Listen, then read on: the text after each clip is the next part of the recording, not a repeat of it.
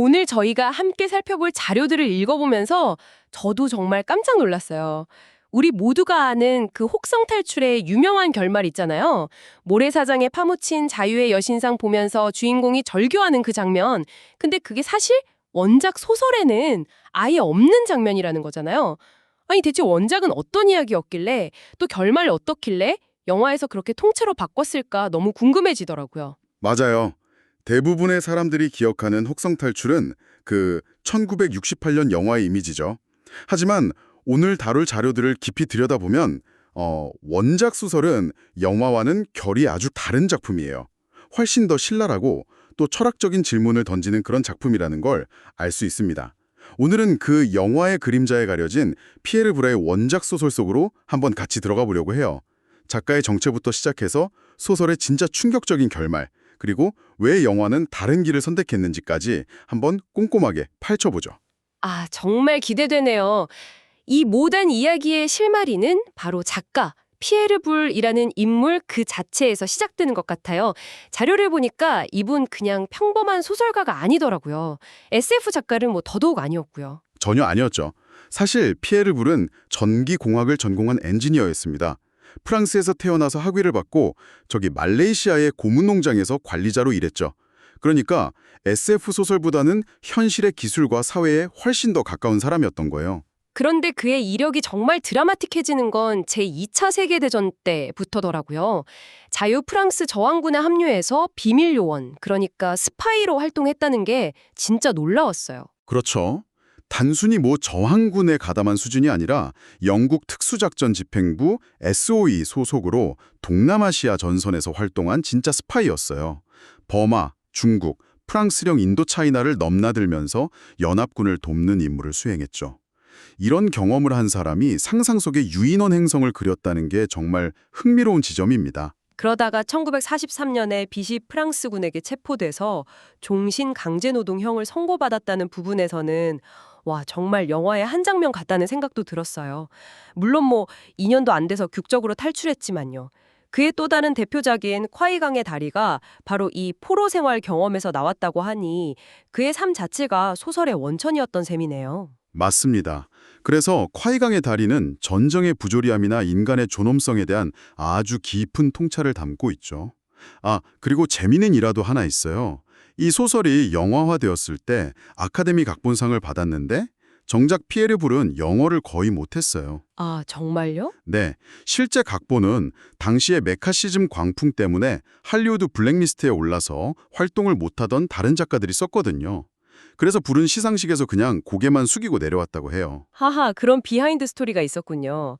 본인은 혹성 탈출을 SF로 불리는 것도 싫어했다고 하더라고요. 스스로는 사회적 판타지나 철학적 우화라고 생각했다고요.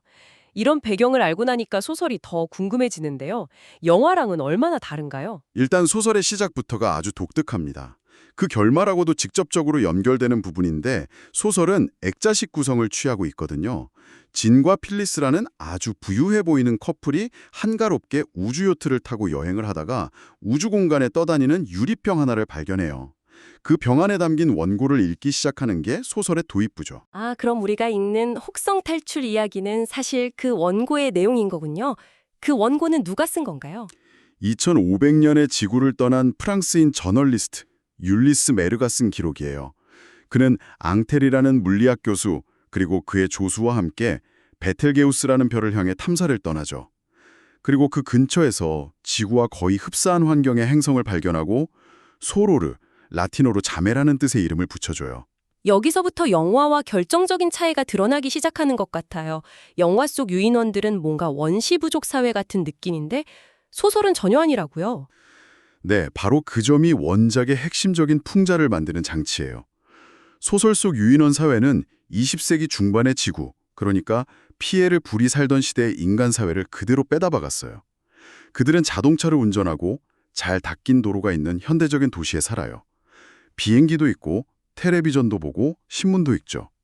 율리스가 처음 그 행성에 도착해서 본 광경이 옷을 잘 차려입은 고릴라가 운전하는 차에 치일 뻔하는 장면이었어요. 와, 상상만 해도 정말 귀괴하네요.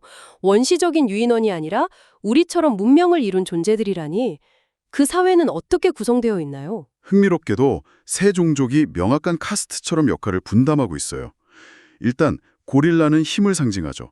군인, 경찰, 사냥꾼 같은 육체 노동이나 군사 계급을 담당해요. 오랑우탄은 공식적인 권위의 상징입니다. 과학, 종교, 정치계의 수장들이죠. 하지만 굉장히 보수적이고 독단적이어서 기존의 지식을 앵무새처럼 반복할 뿐 새로운 진실을 받아들이려 하지 않아요. 그럼 침팬지는요? 영화에서도 지라나 코넬리우스 같은 과학자들이 침팬지였잖아요. 맞아요. 침팬지는 지식인 계급이에요. 진보적이고 창의적인 사상가, 과학자, 예술가들이죠. 기존의 통념에 의문을 제기하고 새로운 지식을 탐구하는 역할을 합니다. 주인공 율리스가 그나마 소통할 수 있었던 것도 바로 침팬지 과학자인 지라 덕분이었고요.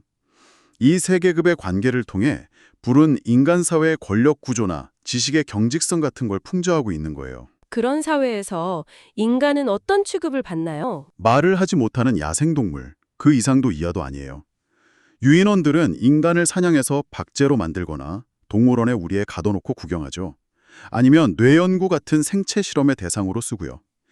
율리스 역시 동료들과 함께 옷을 벗긴 채로 사냥당해서 붙잡히고 연구시설에 갇히는 신세가 됩니다. 거기서부터 자신이 다른 인간들과는 다른 지적인 존재라는 걸 증명하기 위한 처절한 사투가 시작되겠군요. 네, 바로 침팬지 과학자 지라 앞에서 기하학 도형을 그리고 수학 공식을 증명하면서 필사적으로 소통을 시도해요. 처음에는 지라도 그저 영리한 동물의 흉내내기라고 생각하지만 율리스가 결국 유인원의 언어를 배우고 말을 하기 시작하면서 상황이 완전히 뒤바뀌죠. 지적인 인간의 등장은 유인원 사회, 특히 모든 지식은 유인원으로 비롯되었다고 믿는 오랑우탄 지도자들에게는 엄청난 충격과 위협으로 다가왔을 거예요. 마치 갈릴레오가 지동설을 주장했을 때 종교계가 보였던 반응 같네요. 자신들의 세계관을 뒤흔드는 존재의 등장이니까요. 자, 그럼 여기서부터가 정말 궁금했던 그 결말로 넘어가 보죠. 영화와는 완전히 다른 그야말로 이중 반전이 숨어 있다고요. 네, 첫 번째 반전은 율리스가 지구로 돌아왔을 때 일어납니다. 율리스는 자신과 사랑에 빠진 원시인간 여성 노바, 그리고 둘 사이에서 태어난 아들 시리우스와 함께 가까스로 소로로 행성을 탈출해요. 그리고 2년간의 우주비행 끝에 마침내 지구 궤도에 도착하죠. 창밖으로 파리의 에펠탑이 보이자 안도의 한숨을 내쉬어요. 와, 드디어 집으로 돌아왔구나 하고 안심하는 그 순간이군요. 하지만 그게 끝이 아니었겠죠? 그렇죠. 그가 파리 근교의 오를리 공항에 착륙하는 순간 그를 마중 나온 건 군용 지프를 탄 고릴라 장교였어요. 세상에. 경례를 붙이는 그 고릴라의 모습에서 율리스는 깨닫죠. 자신이 소로로 행성에서 겪었던 그 끔찍한 역사의 역전이 자신이 자리를 비운 사이 지구에서도 똑같이 일어났다는 걸요. 인간은 퇴화하고 유인원이 지구의 새로운 주인이 된 겁니다. 와, 정말 소름 끼치네요. 팀버튼 감독의 2001년 리메이크작 마지막에 유인원 링컨 동상에 나오는 장면이 있는데 그게 사실 이 원작의 결말에서 영감을 받은 거였군요. 그런데 이게 첫 번째 반전이라면 진짜 마지막 반전은 뭔가요? 진짜 마지막 반전은 소설의 맨 처음 그 액자 구조로 돌아가야만 알 수 있어요. 기억나세요? 우주여행을 하던 커플 진과 필리스가 병 속의 원고, 즉 율리스의 이야기를 다 읽는 장면으로 돌아가는 거죠. 네, 기억나요. 그들은 그 이야기를 어떻게 생각하나요? 필리스가 낄낄 웃으면서 말해요. 지성을 가진 인간이라니 정말 재치 있는 농담이네. 그리고는 율리스의 처절한 기록을 그저 터무니없는 판타지 소설로 치부하고는 병을 다시 우주 공간에 던져버려요. 그리고 소설의 마지막 문장은 이 커플의 정체를 묘사하며 끝이 납니다. 그들은 바로 침팬지였던 거죠. 세상에, 그럼 율리스의 경고는 아무에게도 닿지 못한 거네요. 심지어 지적인 존재라고 생각했던 침팬지조차도 자신들이 이해할 수 없는 진실을 그냥 말도 안 되는 이야기로 덮어버리는군요. 이게 이 소설이 말하려는 진짜 비극인 것 같아요. 정확합니다. 인간이 지배하는 세상이든 유인원이 지배하는 세상이든 지배계급의 오만함과 지적 편협함은 변하지 않는다는 걸 보여주는 거죠. 이것이 바로 피에르 불이 말하고 싶었던 인간 사회에 대한 신랄화와 흠자의 핵심이에요. 유인원들은 인간이 하던 짓을 그대로 따라해요. 자기들보다 열등하다고 생각하는 종족, 즉 인간을 사냥하고 동물원에 가두고 해부하죠. 인간이 동물에게 저질렀던 오만과 잔인함을 거울처럼 비추고 있는 겁니다. 소설 속에서 인간은 왜 그렇게 무력하게 몰락했는지에 대한 설명도 나오나요? 네, 율리스가 유인원 고고학자인 커넬리우스와 함께 고대 인간 도시의 유적을 발굴하는 장면에서 그 단서가 나옵니다. 한때 행성을 지배했던 인간들은 기술에 점점 더 의존하게 되면서 스스로 생각하고 창조하는 능력을 잃어버렸어요. 정신적으로 극도로 게을러진 거죠. 그 사이 인간을 흉내내며 합습하던 유인원들이 점점 지성을 갖게 되고 결국 어느 순간 지배자와 피지배자의 위치가 뒤바뀌어 버린 겁니다. 기술에 대한 의존과 정신적 나태함이 민명을 몰락시킨다. 이건 지금 우리에게도 굉장히 의미심장한 경고처럼 들리는데요. 그렇죠. 안주하는 문명은 결국 쇠퇴할 수밖에 없다는 보편적인 메시지를 던지고 있는 거예요. 자, 그럼 여기서 이런 질문이 생기죠. 이렇게나 강력하고 철학적인 원작의 결말을 1968년 영화는 왜 버리고 완전히 새로운 자유의 여신상 엔딩을 택했을까요? 맞아요. 그게 정말 궁금했어요.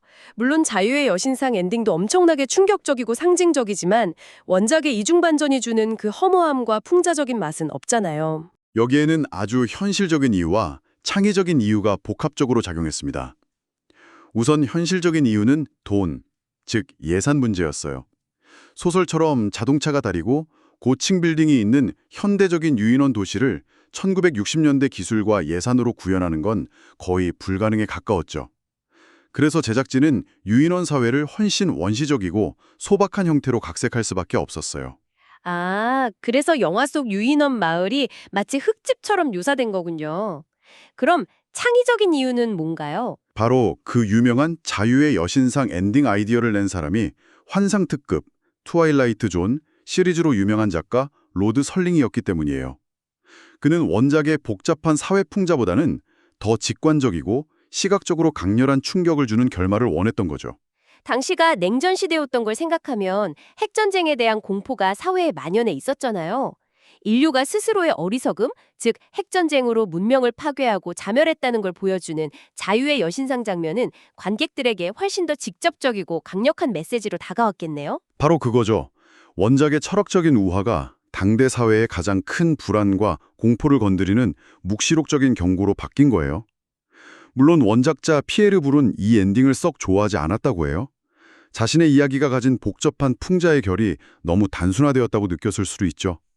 하지만 영화사적으로는 정말 길이 남을 명장면이 된 셈이니 아이러니하죠. 그러고 보니 피에르 불이 직접 속편 시나리오를 구상한 적도 있었다는 내용이 자료에 있더라고요.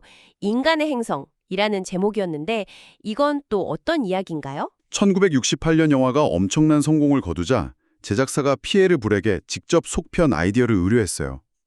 그가 구상한 이야기는 원작 소설보다 훨씬 더 어둡고 비관적입니다. 오리지널 영화의 속편 이야기인 거죠? 네, 영화의 주인공 테일러가 원시 인간들을 이끌고 유인원에게 반란을 일으켜서 마침내 승리하는 데 성공해요. 그런데 여기서 문제가 발생하죠.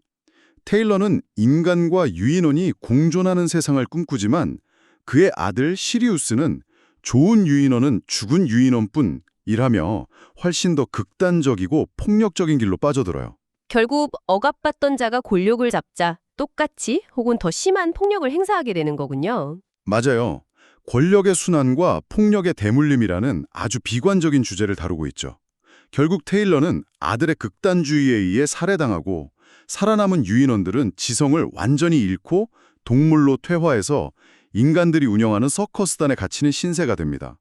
이 시나리오는 결국 너무 암울하다는 이유로 채택되지 않았죠. 오늘 이야기를 나눠보니 혹성 탈출이라는 하나의 아이디어가 원작 소설, 1968년 영화, 그리고 만들어지지 않은 속편까지 각기 다른 매체와 창작자를 거치면서 얼마나 다르게 변주될 수 있는지를 확실히 알게 되네요.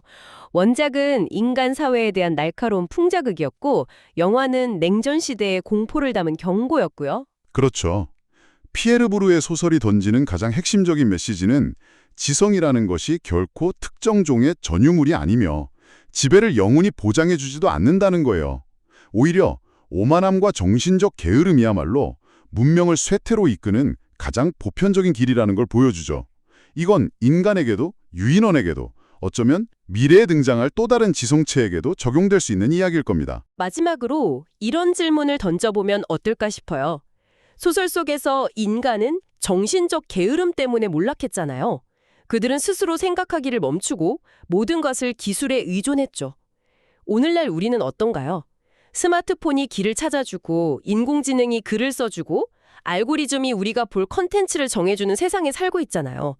우리가 무심코 의존하고 있는 이런 편리함들이 어쩌면 우리를 소설 속 인간들처럼 또 다른 형태의 정신적 게으름으로 이끌고 있는 건 아닐까요?